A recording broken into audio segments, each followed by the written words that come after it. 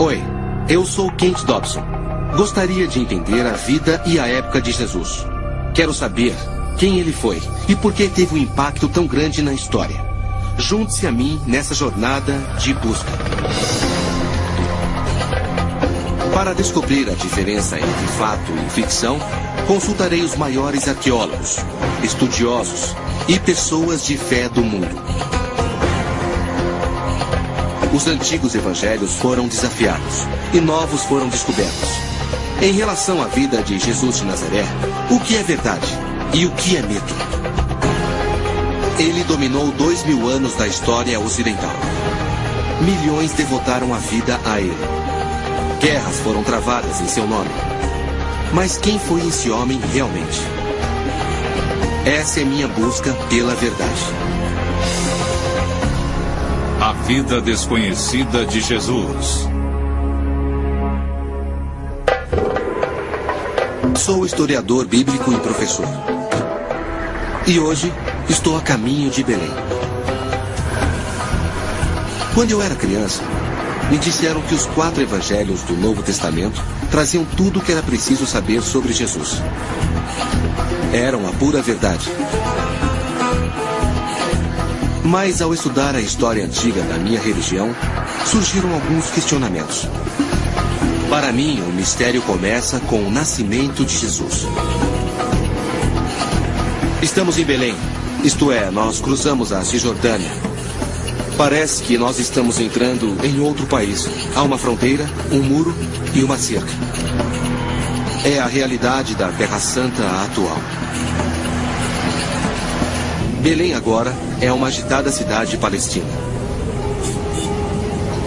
Mas há 2000 anos era uma pequena cidade, à sombra do Império Romano. No ano 200 a.C., Roma começou a se expandir além da Itália e acabaria por dominar todo o Mediterrâneo. Quando Jesus nasceu, o Império começava a controlar a antiga terra de Israel. Imagine a história da Natividade. Jesus numa manjedoura, Maria e José, os reis magos, Herodes. Isso tudo aconteceu bem aqui. Será mesmo? Os evangelhos de Mateus e Lucas alegam que Jesus nasceu aqui, em Belém. Segundo Lucas, seus pais José e Maria foram obrigados a deixar seu lar em Nazaré e viajar para o sul por causa de um recenseamento. Porque José era de Belém.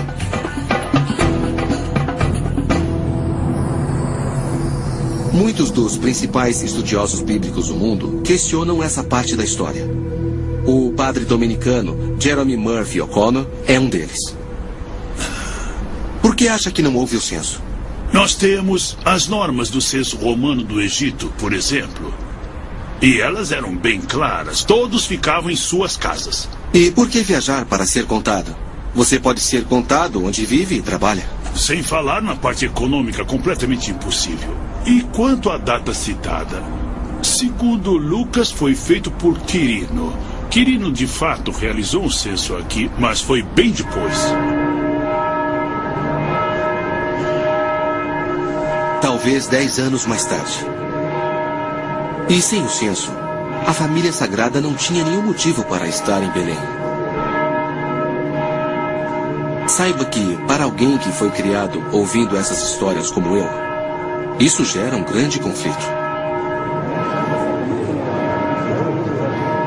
A Igreja da Natividade foi construída no local exato onde, segundo a tradição, Jesus nasceu. A cena da manjedoura que vemos reproduzidas todos os anos no Natal supostamente ocorreu bem aqui. Agora, tenho minhas dúvidas. Uma das pessoas que questionou seriamente toda a história da Natividade é o famoso historiador bíblico John Dominic Crossan. O episódio da Natividade é histórico? Não acho que o episódio da Natividade em Mateus ou Lucas seja histórico. Todos os detalhes são bem diferentes. Podem coincidir, mas são bem diferentes. Eu os vejo como parábola e não como história. Você acha que não aconteceu? Não. Por exemplo, Mateus considera Jesus como o novo Moisés e diz que Herodes matou todas as crianças, assim como o faraó matou as crianças no Êxodo.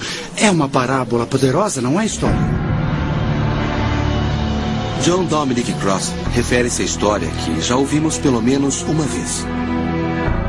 Sábios do leste preveem o nascimento do Messias e dizem ao cruel rei Herodes que nasceu o verdadeiro rei dos judeus. Então Herodes manda matar todos os bebês do sexo masculino em Belém. Chama-se o Massacre dos Inocentes.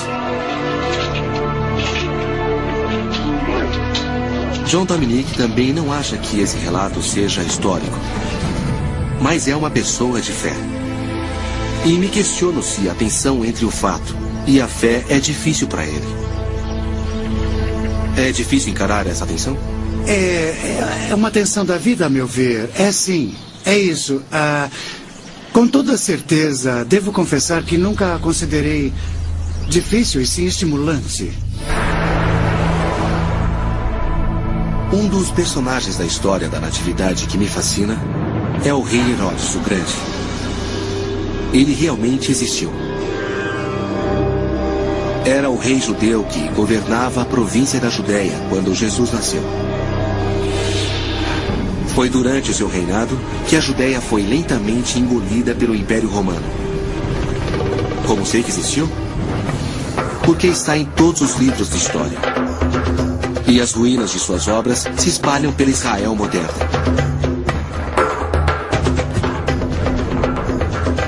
Quero conhecer os fatos que envolvem esse rei impiedoso e seu relacionamento com Jesus.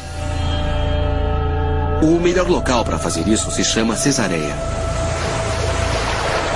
Cesareia é uma cidade portuária que Herodes projetou e construiu do nada, pouco antes de Jesus nascer. Era uma verdadeira obra-prima. O maior porto do Império Romano. Com ela, Herodes tentou criar uma mini-Roma em Israel.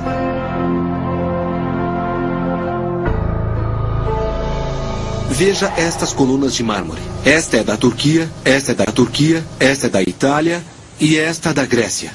E esta enorme é de Assuã, no Egito. Foram trazidas por Herodes o Grande. A alvenaria presente em Cesareia nos dá uma ideia do quanto ele foi internacional e poderoso. Mas Herodes foi de fato tão sinistro quanto a Bíblia o descreveu? Para saber mais, vou encontrar a historiadora Sarah Erlandson. A meu ver, você precisa de um psicólogo para falar de Herodes, não uma historiadora. Conhecemos os fatos e eles são horríveis. Ele matou a esposa adorada, ele afogou e estrangulou os 2 filhos que teve com. Ele foi um dos maiores. Ele introduziu características romanas na paisagem. E como estadista, ele foi um rei do mesmo nível dos maiores reis da Judéia dos últimos 1000 anos antes dele. Ele foi, de fato, o rei dos judeus. Então Herodes foi um monstro e um soberano brilhante. Mas a verdade é que talvez jamais tenha ouvido falar em alguém chamado Jesus, nem ordenado o massacre dos inocentes. Mas Cesareia me mostrou que Herodes realmente trouxe Roma para perto de Jesus. Eu acho que não percebi que Roma era um poderio a ser considerado. Não me refiro só à força e poder de um ponto de vista militar. Eles realmente dominaram todos os aspectos da cultura, desde a arte até a beleza, o comércio. Não havia como escapar deles. Quando Herodes morreu, não sabemos com certeza onde Jesus estava. Mas pouco depois, ele apareceria num vilarejo ao norte, chamado Nazaré. Em que tipo de mundo aquele garoto cresceu? Para descobrir isso, eu vou até lá.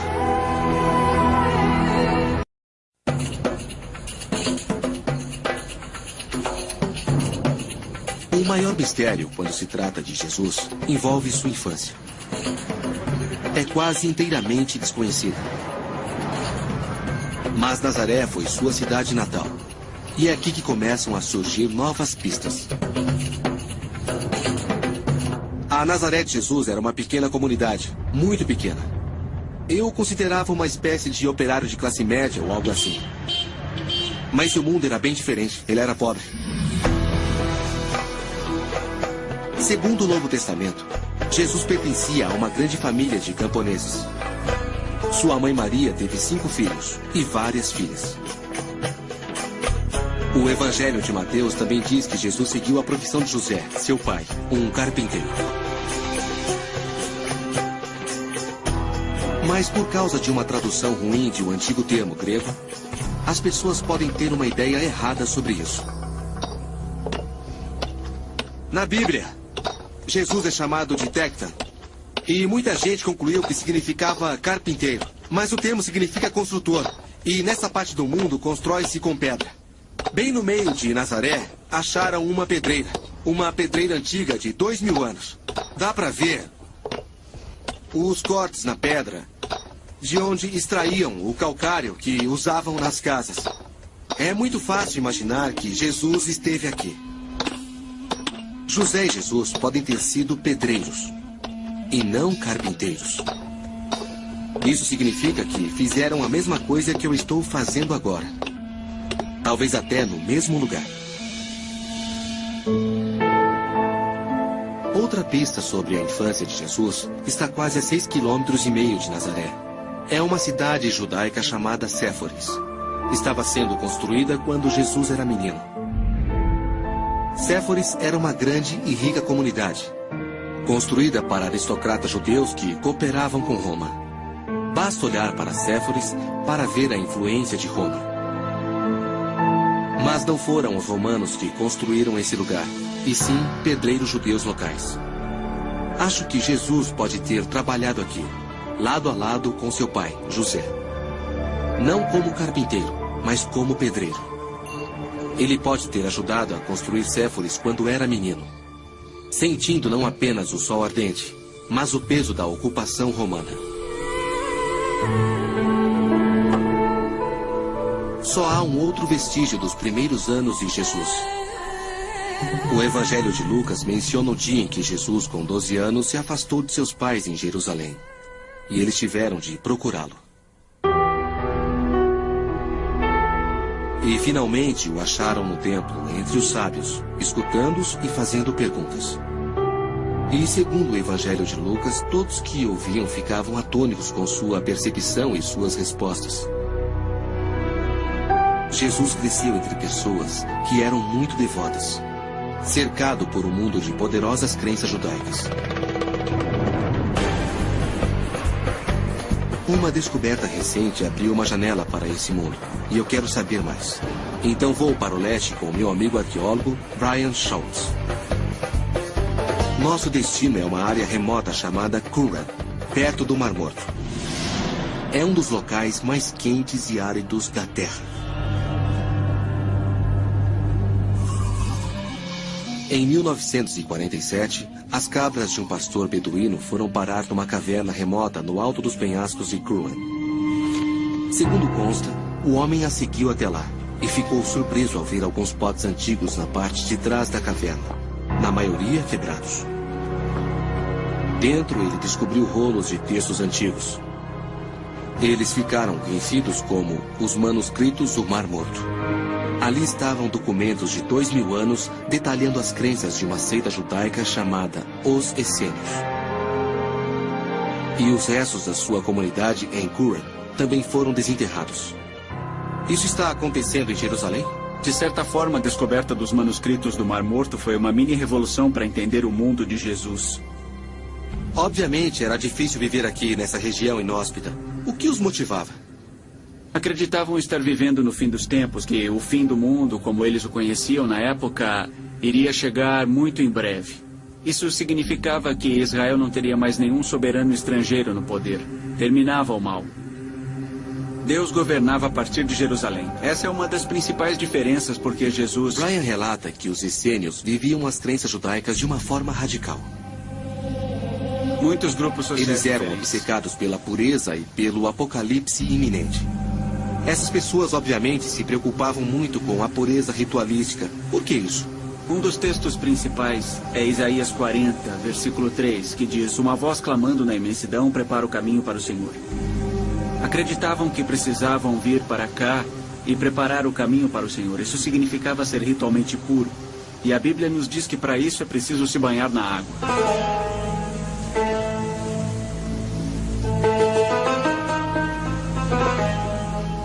Para obter o que chamavam de água viva para seus banhos ritualísticos, eles precisavam captar as cheias sazonais.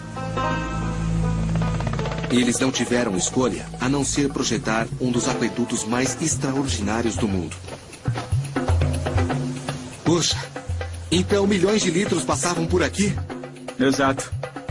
E chegava quase na altura daquela rocha. Era muita água. Vamos ter que rastejar para entrar no túnel.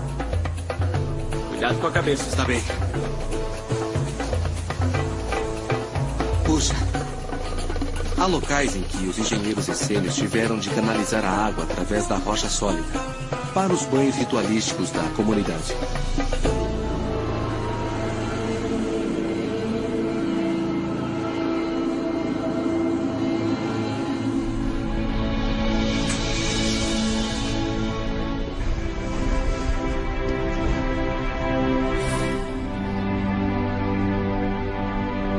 Estou no Santuário do Livro, no museu que abriga os manuscritos do Mar Morto. Esses textos são realmente inestimáveis, pois nos revelam algo do mundo judaico do primeiro século, de onde veio Jesus. Mas foi isso que inspirou Jesus? Teria sido ele um essênio? Para mim, a evidência dos pergaminhos revela que não era. A maioria dos textos é da Bíblia hebraica, essencialmente igual ao Antigo Testamento cristão.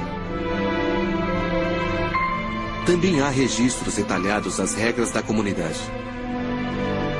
O que todas elas tornam claro é que os essênios eram uma seita judaica rígida e conservadora, que não permitia intrusos. Esse fato e suas obsessões apocalípticas os fazem parecer bem diferentes de Jesus.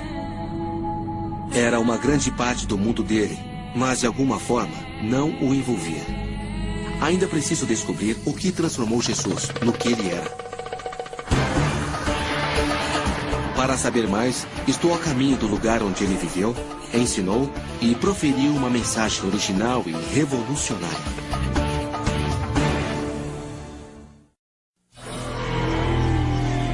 Soube que os historiadores têm dúvidas sobre a vida pregressa de Jesus.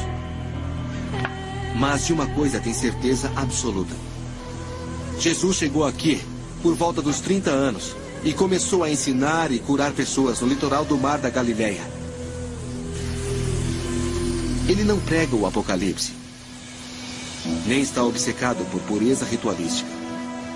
Ele vivia numa época de ferrenha opressão romana. Mas, surpreendentemente, sua mensagem era de paz. Não consigo deixar de pensar nesses campos e neste lago. Foi isso que Jesus viu. Ele andou por aqui e aqui conversava com os discípulos. Foi essa paisagem que inspirou aquelas imagens incríveis e as belas metáforas.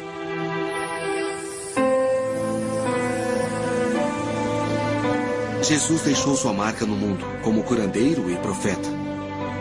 Suas palavras sensibilizavam as pessoas à sua volta. E o mais interessante é que metade dos seus discípulos era pescador.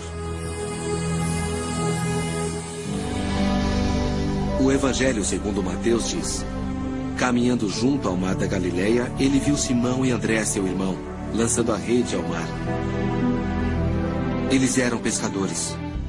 E Jesus lhes disse: vinde comigo e vos farei pescadores de homens.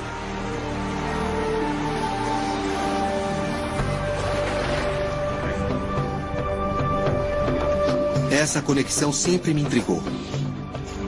Sabemos que ele entendia a vida das pessoas simples. Havia crescido entre elas, operários e camponeses. Mas por que passou a maior parte da vida adulta com pescadores? Surpreendentemente, a pesca não mudou muito em 2000 anos. Eles ainda pescam com redes no Mar da Galileia. Que barato. Jesus disse que o reino de Deus era como uma rede lançada à água. Ao ser puxada, ela traz todo tipo de peixe. Aí separamos os peixes bons dos ruins.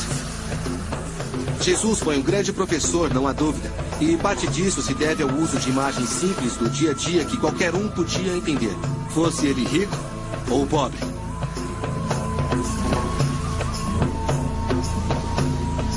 A pesquisa histórica nos deu uma compreensão maior sobre essa conexão com a pesca na história de Jesus. Pouco antes de Jesus começar a pregar, em 24 d.C., foi adotado um novo sistema de tributação. Ele aumentava os impostos dos pescadores. Eles estavam sendo levados à miséria. Talvez isso os tenha deixado tão receptivos à mensagem de esperança e mudança de Jesus.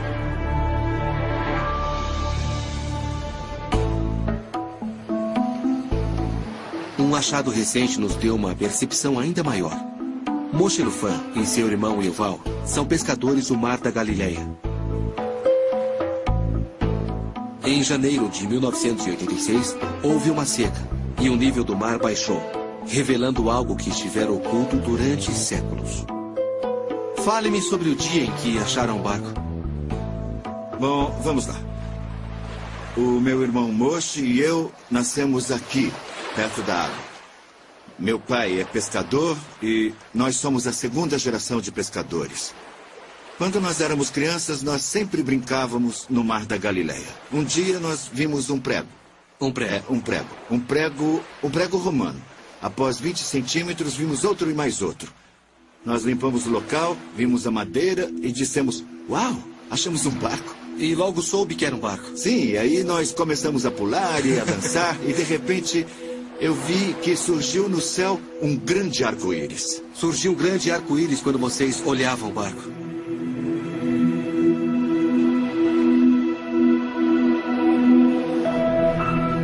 O barco especial achado por Yuval era do princípio do século I, a época de Jesus. E até a descoberta, ninguém realmente sabia como eram os barcos pesqueiros dos apóstolos. O arqueólogo marítimo Shelley Westman estava encarregado da escavação. Esse barco foi achado nos arredores de Migdal, o lar de Maria Madalena, Maria de Migdal. Quantas pessoas cabiam neste barco? Flávio Joséfo, um historiador judeu do século I d.C., fala sobre esses barcos e várias vezes mencionou que acomodava 15 pessoas. Lembre-se que as pessoas eram menores naquela época. A altura média de um homem judeu girava em torno de 1,60 m. Então é possível imaginar que Jesus e os 12 apóstolos... Se quisesse navegar com os 12 apóstolos, ele poderia. A datação isotópica mostrou que o barco foi construído na época do nascimento de Jesus. Provavelmente já navegava no lago no período em que ele viveu. Quem você acha que usava este barco? Bom, eu acho que Jesus trabalhava com esse barco. Ele levava paz a toda essa área aqui. Puxa, acho que nunca saberemos. Eu sei lá. Quem sabe? Mas até que ponto a mensagem de Jesus era pacífica? É fácil imaginar Jesus durante seus anos de pregação aqui na Galileia, em belas cenas pastoris, pescando no barco com os discípulos ou comendo na casa das pessoas. Mas é importante lembrar que este era um local de intensos sentimentos políticos. E Jesus falava sobre um reino alternativo. Havia revolta e rebelião no ar. E Jesus era parte disso.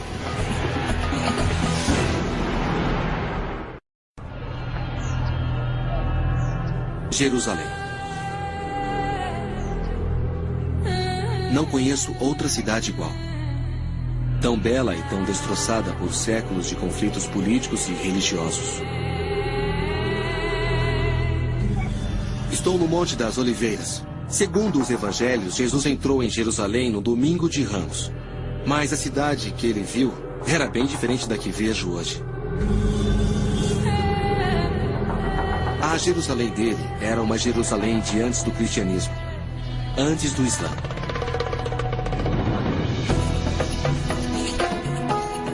Era imponente para os padrões da época e abrigava cerca de 100 mil pessoas. No centro da cidade estava o coração simbólico de todo o judaísmo, o grande templo, o mais sagrado de todos. Os romanos saquearam Jerusalém e destruíram o templo no ano 70 depois de Cristo, apenas 40 anos após a morte de Jesus. Atualmente, tudo que resta é a muralha externa, que costuma ser chamada de Muro Ocidental ou das Lamentações. Os fiéis vêm aqui para lembrar e rezar. É um dos locais mais sagrados da Terra.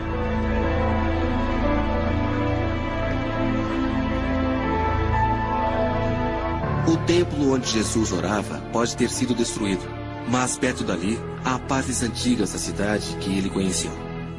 Ruas, mercados, casas. Jerusalém é o destino final de Jesus. É onde ele decide assumir uma atitude única e irreversível.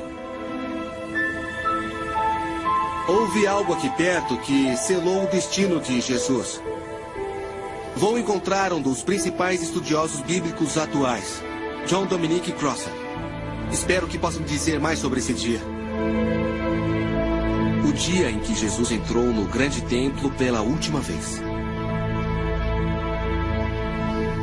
Primeiramente, por que Jesus teve problemas no templo? Bom, ele foi lá arrumar confusão, protestou contra o alto clero, que colaborava com o poder romano. Foi intencional. Exatamente.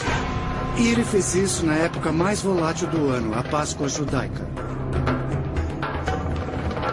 O Novo Testamento diz: ao chegar em Jerusalém, Jesus entrou na área do templo e começou a expulsar os que compravam e vendiam ali. Ele virou as mesas dos cambistas e as bancas dos que vendiam pombos. E disse: está escrito, minha casa será chamada de casa de oração por todas as nações. Mas vocês a transformaram num covil de ladrões. Jesus entrou no templo e virou as mesas. Por que ele fez isso? O templo é a casa de Deus, mas na ocasião era dirigido pelas autoridades do alto clero que, gostando ou não, tinham de colaborar com a autoridade imperial romana. Roma era o império dominante na época de Jesus. Jesus segue à risca a tradição judaica e anuncia que Deus não queria ver o mundo governado daquele jeito. Isso era subversão. Acha que a mensagem de Jesus era subversiva ao máximo em termos de império? Era radicalmente subversiva e seguia a longa tradição da Torá judaica, dos profetas judeus, que desde a época dos egípcios no Êxodo insistiam que Deus era contra o império porque era injusto. Nunca entendi de fato as poderosas afirmações políticas que Jesus fazia. No cristianismo que conheço, seu contexto político havia desaparecido. A maioria das pessoas gosta de imaginar Jesus numa túnica branca com uma faixa azul e cabelos longos. Eu cresci com essas imagens, mas ao ver Jesus como um revolucionário, alguém que luta pelos pobres, é algo profundamente desafiador. Desafia a minha própria compreensão de quem ele é e quem ele foi. Ele devia saber os riscos que corria, pois viu o que aconteceu a muitos outros líderes judeus antes dele. Criticar abertamente Jerusalém era pegar uma estrada que levava a um só lugar.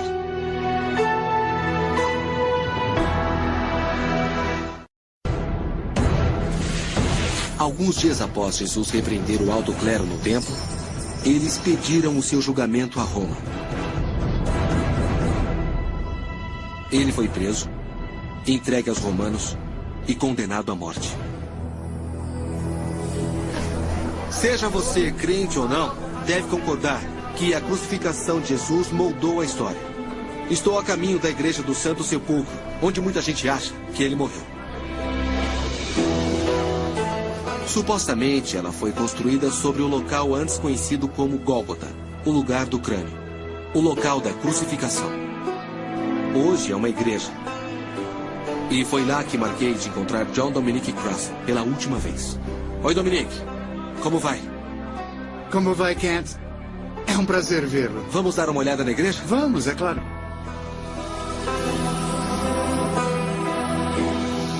Há 17 séculos, os peregrinos vêm aqui, em busca de um contato com a vida do homem que veneram como seu salvador. Perto da porta, eles esfregam água de rosas sobre a pedra onde dizem que seu corpo ficou. A Igreja do Santo Sepulcro é um dos locais mais incríveis que já vi.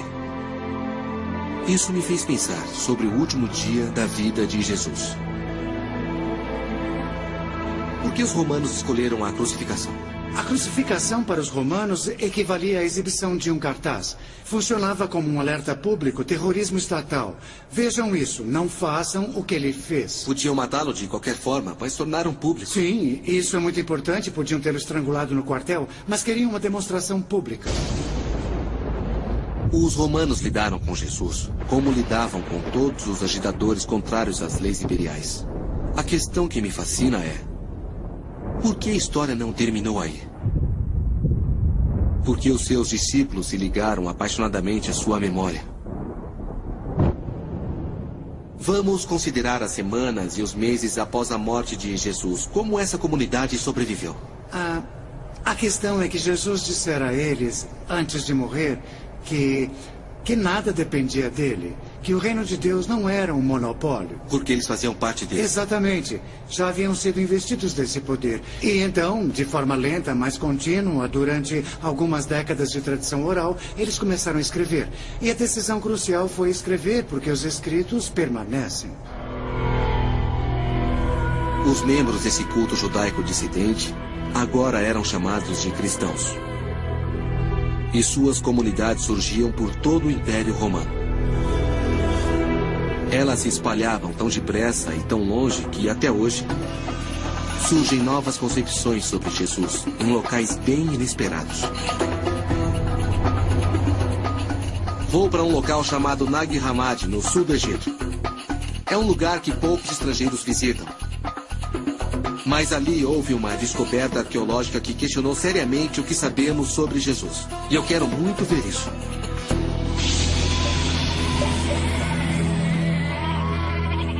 Estou com uma das autoridades mundiais sobre a descoberta. O que acha?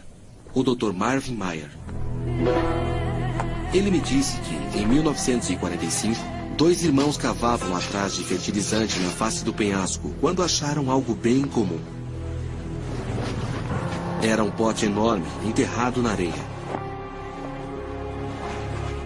Devia estar em algum lugar por aqui. Dentro acharam algo incrível.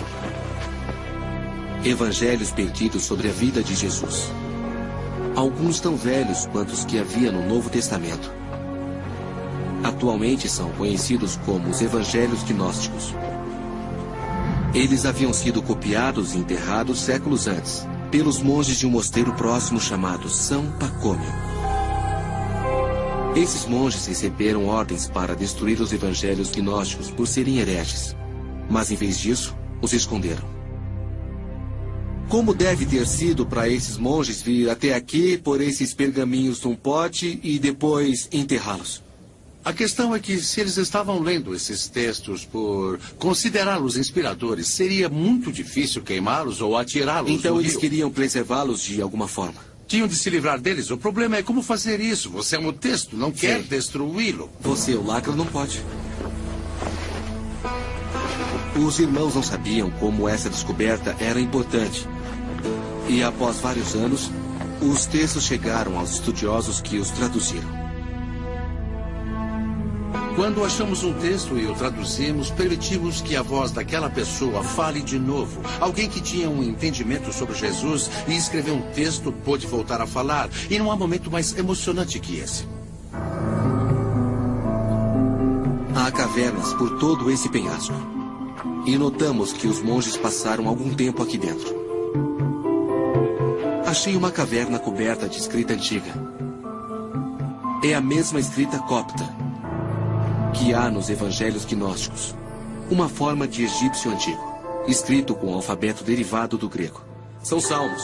Os monges vinham aqui e escreviam o começo do salmo para ajudá-los na liturgia, porque já o haviam memorizado. São lindos, escritos com tinta natural vermelha. É incrível. Os escritos na caverna me fazem lembrar da época dos evangelhos gnósticos e dos primeiros séculos após a crucificação. A época em que os primeiros cristãos tentavam decidir por eles mesmos quem foi Jesus realmente. Mas agora preciso descobrir o que tornou os evangelhos gnósticos tão perigosos. Por que vieram parar na areia e não na Bíblia?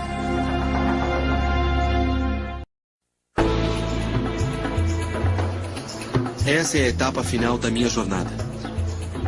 No Museu Cóptico do Cairo, numa área restrita, estão os verdadeiros evangelhos gnósticos. Vim descobrir o que há neles para que fossem enterrados.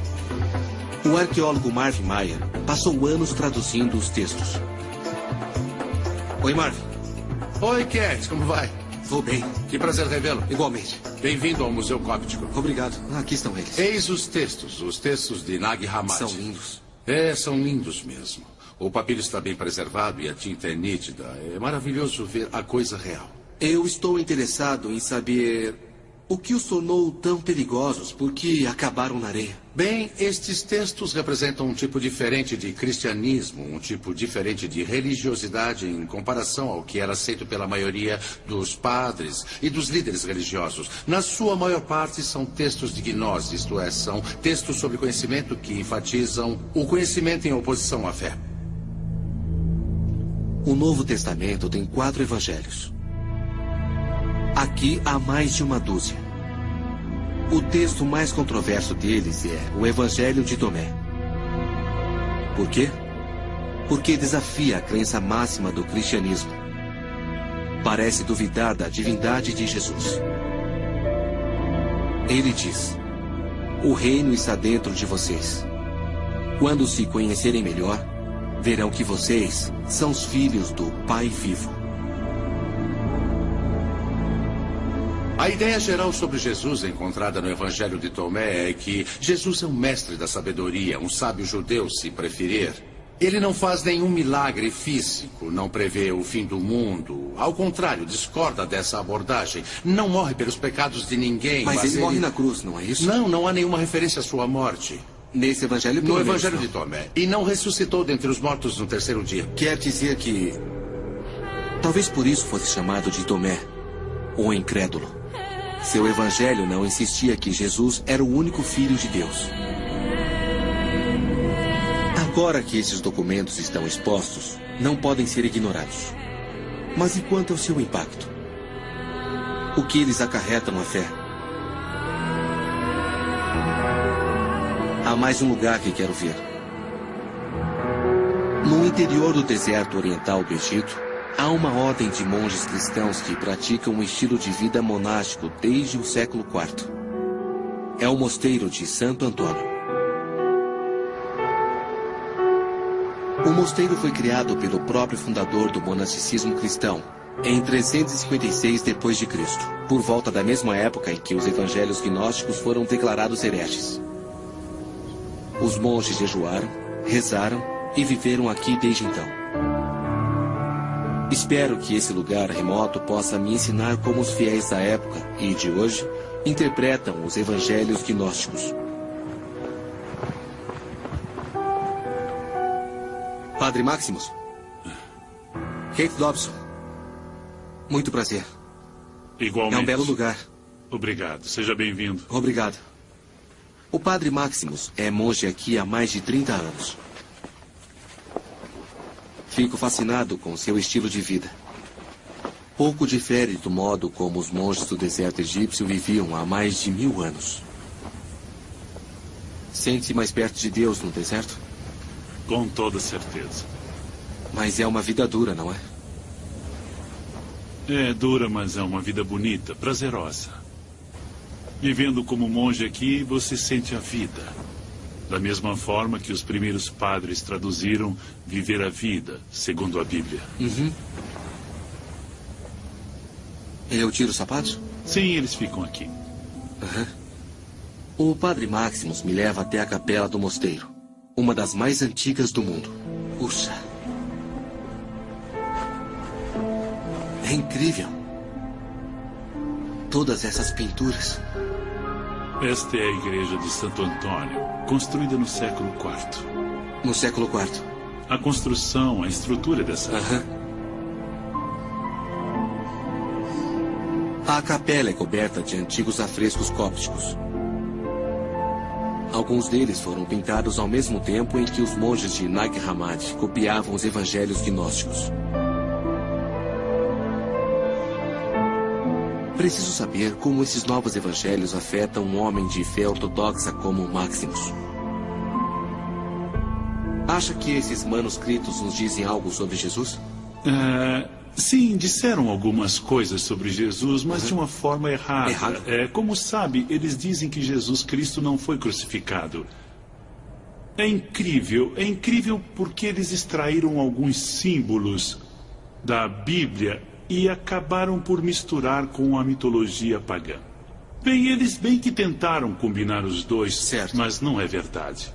Ou seja, podemos dizer que não são cristãos. Nós excomungamos todo e qualquer movimento gnóstico da igreja e dissemos também que não é um movimento cristão, é algo completamente diferente. Mas não há nada sobre João Batista? O padre Maximus não tem dúvidas. Os evangelhos gnósticos são uma heresia. E o cristianismo está bem melhor sem eles. Para mim, não é tão fácil assim descartá-los. Os evangelhos gnósticos parecem mais importantes que isso. Eles nos lembram que, desde o início, havia tipos diferentes de cristianismo e versões diferentes de Jesus.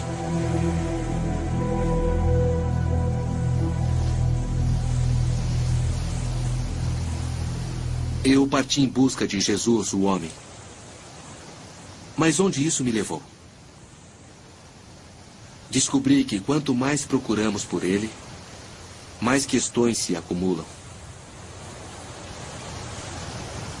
Sinto que tenho muito em comum com Tomé, que acabou sendo chamado de o incrédulo. Ele duvidou da ressurreição de Jesus. Eu também tenho questões e dúvidas sobre a Bíblia e a história de Jesus. Mas ele foi um discípulo e continuou discípulo. Eu acho que uma pessoa honesta realmente deve questionar as informações. Acredito que nem mesmo Jesus iria querer que alguém como eu parasse de fazer perguntas. Se há um passado por trás de Jesus, ele deve ser honesto. E eu quero poder conviver com isso. Será que um dia saberemos exatamente quem foi Jesus, o homem? Acho que não. Assim como tantas coisas sobre esse operário da Galileia, isso sempre será um mistério. Versão brasileira DPN Santos.